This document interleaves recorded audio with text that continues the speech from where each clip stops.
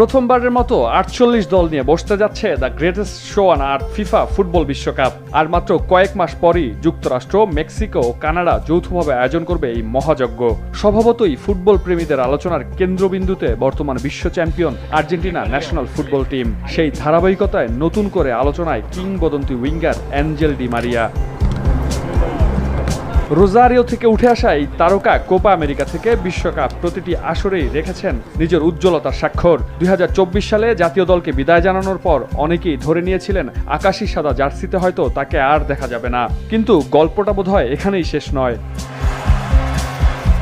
Football পাড়ায় গুঞ্জন, আর্জেন্টিনার হয়ে ১৪৫ ম্যাচে ৩১ গোল করা এই তারকা অবসর ভেঙে খেলতে পারেন ২০২৬ বিশ্বকাপে।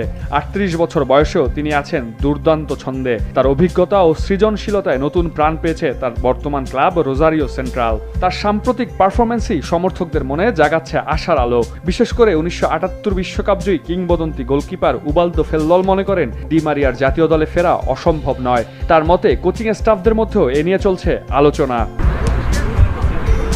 কোচ স্কালোনির পরিকল্পনায় তরুণদের পাশাপাশি অভিজ্ঞতারও গুরুত্ব রয়েছে। সেখানে ডি মারিয়ার মতো বড় ম্যাচের পরীক্ষিত পারফর্মারের প্রয়োজনীয়তা অস্বীকার করা কঠিন। কোপা আমেরিকা ও বিশ্বকাপ ফাইনালে গোল করার ইতিহাস রয়েছে ডি মারিয়ার। এদিকে লিওনেল মেসি এখনও জাতীয় দলের নেতৃত্বে। মেসি ডি মারিয়া জুটি বহুবার আর্জেন্টিনাকে স্বপ্ন দেখিয়েছে, আবার সেই স্বপ্ন পূরণও করেছে। তাই সমর্থকদের প্রত্যাশা শেষবারের মতো বিশ্বমঞ্চে আবারও একসঙ্গে দেখা যাবে এই স্বর্ণ জুটিকে।